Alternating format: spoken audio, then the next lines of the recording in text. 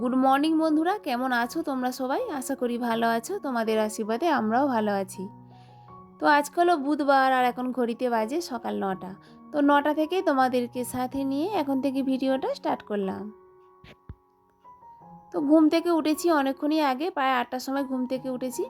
উঠে নিজস্ব কাজকর্ম যেগুলো থাকে সেগুলো কমপ্লিট করেছি। এখনও পর্যন্ত ছেলে ঘুমাচ্ছে আর মেয়ে তো ঘুম থেকে উঠে পড়তে চলে গেছে। আর আমি উঠেই ঘরটাকে একটু ঝাড় দিয়ে দিচ্ছি আর ঘরটাকে ঝাড় দিয়ে মুছে নেব। এখন না প্রতিদিন সকালবেলা ঘুম থেকে উঠে কোনো কাজই আগে করি না। আগে উঠেই তো চাটা করে নিতাম, তো এখন না ঘরটাকে আগে ঝাড় দিই, তারপর ঘরটাকে মুছে তারপর অন্য কাজ করি। কেন বলো তো, ছেলে না ঘুম থেকে উঠেই চারিদিকে তো হাঁটাহাঁটি করবে, আর এখন না কোনো কিছু যদি পড়ে থাকে না সেগুলোকে নিয়ে গালের মধ্যে দিয়ে দেয়। তো ভাবলাম আগে ঘরটাকে ঝাড় দিয়ে ঘরটাকে আগে মুছে নেব। সকালবেলা ঘুম থেকে উঠে দেখি অল্প অল্প মতো রোদ উঠেছে, তো ভাবলাম আজকে ভালোই তো রোদ উঠেছে। দুদিন আগে তো খুব একটা ভালো রোদ ছিল না, কাজে যেন কিছুই ভালো লাগছিল না। তো আজের ভাবলাম আজকে কাজ করতে খুবই ভালো লাগবে। তো সকালের দিকে একটু রোদ মতো ছিল, কিন্তু বেলার দিকে না আস্তে আস্তে মেঘলা মতো আবহাওয়া শুরু হয়ে গেছে। তো আর ভালো লাগছে না কাজকর্ম করতে। মেঘলা মেঘলা আবহাওয়া থাকলে দেখবে কোনো কিছুই যেন করতে ইচ্ছে হয় না। তো যাই হোক, হ্যাঁ, এদিকে রান্নাঘরে চলে এসেছি, ঘরটার ঝাড় দিয়ে এখনও পর্যন্ত ঘরটা মুছিনি। তো ভাবলাম চাটা আগে করে নিই, তোমার দাদাভাই তো দোকানে চলে যাবে। আর আগের দিন না কিছুটা তরকারি বেঁচে গেছিলো, রাতের তরকারি, তো সেটাকে একটু গরম করে মুড়ি দিয়ে তোমার দাদাভাইকে দিয়ে দেবো, খেয়ে দোকানে চলে যাবে। এরই মধ্যে ছেলে আমার না ঘুম থেকে উঠে পড়েছে, তোমার দাদাভাই কোলে করে ধরে রয়েছে। তো তোমার দাদাভাইকে একটু মুড়ি মাখিয়ে দিলাম। মুড়ি মাখিয়ে দিলে না খেতে খুবই ভালোবাসে। আর আমি বললাম যে তুমি একটু ধরো, আমি একটু চা করে নিই। আর কারণ ছেলে ঘুম থেকে উঠেছে, করে তো থাকবেই, হ্যাঁ, একদম তো মানে ছাড়া যাবে না, কারণ কান্নাকাটি করবে, তো সেই কারণে করে ধরে রয়েছে। আর এদিকে দেখো চাও করে নিয়েছি, তো চাটা খাওয়া কমপ্লিট করে এখন ঘরটাকে মুছে নিচ্ছি।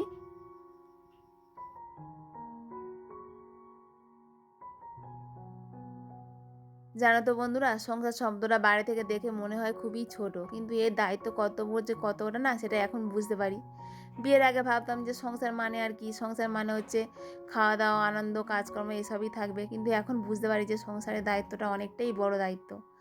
যখন এই বাড়িতে না নতুন বউ হয়ে আসি তখন ভাবতাম যে এই সংসারের কাজকর্ম না আমার কর্তব্যের মধ্যেই পড়ে, কারণ আমি বাড়ির বউ, আমাকে তো কাজকর্ম করতেই হবে। তো কর্তব্যের মধ্যে দিয়েই কাজকর্মগুলো করতাম।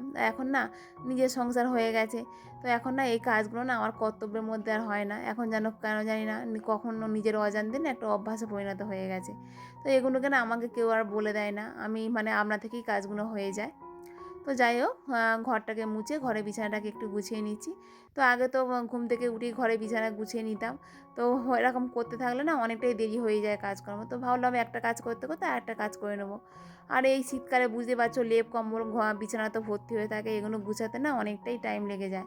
তো ভাবলাম যে একটু পরেই গুছিয়ে নেবো, তাহলে কাজটা অনেকটাই হালকা হয়ে যাবে। আর এরই মধ্যে মেয়ে দেখো স্কুলে যাবে বলে রেডি হয়ে গেছে। আর হ্যাঁ, মেয়ে স্নানও হয়ে গেছে, আমারও স্নান হয়ে গেছে। মেয়ের সঙ্গে সঙ্গে জলটা গরম করেছিলাম উনানের মধ্যে, তো জলটা অনেকটাই বেঁচে গেছিলো, তো ভাবলাম স্নানটা করে নিই সকাল সকাল। আর মেয়ের জন্য একটু খাবার নিয়ে এলাম ওই বাড়ি থেকে, তো মেয়েকে একটু খেতে দিয়ে দেবো। তো এরই মধ্যে মেয়ে খেয়ে স্কুলে চলে গেল, আর আমি ঠাকুরের জলও দিয়ে দিয়েছিলাম, দিয়ে দেখো রান্নাও চাপিয়ে দিয়েছি। তো একখানা তরকারি আগে হয়েও গেছে। আর ছেলেকে স্নান করিয়ে দিয়েছি, না ছেলে না ঘুমিয়ে পড়েছে। তো ওই ছেলেকে না কোলে করে নিয়ে আমাকে রান্নাটাকে করতে হয়েছিল। তো ছেলেকে যে একটু বিছানার মধ্যে শুয়ে দেবো সেটা করতে পারছি না, কারণ না রান্নাটা তো চাপিয়ে দিয়েছি। আর ওই রান্নাটাকে না একটু জল দিয়ে দিলে না আবার তো তরকারিটা বসে যাবে, তো সেই কারণে আর ছেলেকে শোয়াতে পারছি না। তো ছেলেকে ঘুম পাড়িয়ে দিলাম, বিছানার মধ্যে শুইয়ে দিলাম, ছেলে ঘুমাচ্ছে। ছেলের না আজকে খাওয়াই হয়নি। তো ছেলেকে লাস্টে না ওই দুধ গুলে তারপর খাইয়ে দিয়েছিলাম, না হলে তো ছেলে ঘুম ভেঙে গেলে আবার কান্নাকাটি শুরু করে দিবে। আর ছেলে না ঘুমিয়ে ঘুমিয়ে খেয়ে নেয়, অসুবিধা হয় না।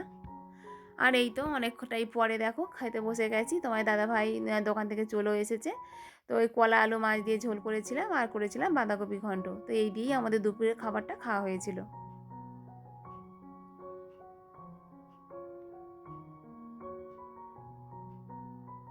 ইভিনিং বন্ধুরা, শুভ সন্ধ্যা। তো সন্ধ্যার সময় দেখো একটু আলু ভাজছি। আজকে না আবহাওয়াটা ভালো নেই, সেই দুপুর থেকে না বৃষ্টি শুরু হয়েছে, মানে হালকা হালকা বৃষ্টি পড়ছে আর মেঘলা মেঘলা আবহাওয়া। তো তোমার দাদাভাই সেই কারণে আর দোকানে যায়নি। আর একটু আলু ভেজে নিচ্ছি, তো মুড়ি খাওয়া হবে, তো চানাচুর দিয়ে মুড়ি খাওয়া হয়, তো চানাচুরটা শেষ হয়ে গেছে। তো ভাবলাম একটু আলু ভেজে নিই, আলু ভাজা দিয়ে মুড়ি খাওয়া হবে। আর এরই মধ্যে না এই কিছুক্ষণ পরেই আবার কারেন্ট না চলে গেছিলো।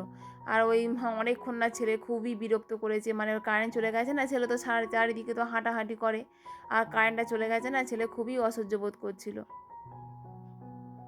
তো বন্ধুরা, আমাদের ভিডিও তোমাদের কেমন লাগলো তোমরা অবশ্যই একটা কমেন্ট করে জানিও। আর ভিডিওটি যদি ভালো লেগে থাকে তাহলে একটা লাইক করে দিও। আর চ্যানেলে যদি নতুন বন্ধু হয়ে থাকো তাহলে চ্যানেলটিকে সাবস্ক্রাইব করে ছোট্ট পরিবারের পাশে থেকো। আর মেয়েকে তো অনেকক্ষণ ধরে রাখছি, মেয়ে তো কিছুতেই আসছে না। আর মেয়ে না বৃষ্টিতে ভিজে ভিজেই বাড়ি এসছে। তো মেয়ে মানে দুপুর থেকেই তো বৃষ্টি শুরু হয়ে গেছিলো, তো সেই কারণে তো মেয়ে তো আয়ে ছাতা কিছুই নিয়ে যায়, রেনকোটটাও তো নিয়েও যায়নি। তো ওই সাইকেল নিয়ে স্কুলে যায়, তো ভিজে ভিজেই বাড়ি এসছে। তো বন্ধুরা, ভিডিওটি এখানেই শেষ করলাম। কালকে আবারও দেখা হবে নতুন একটা ভিডিওর সাথে। ততক্ষণের জন্য সবাইকে বলছি টাটা।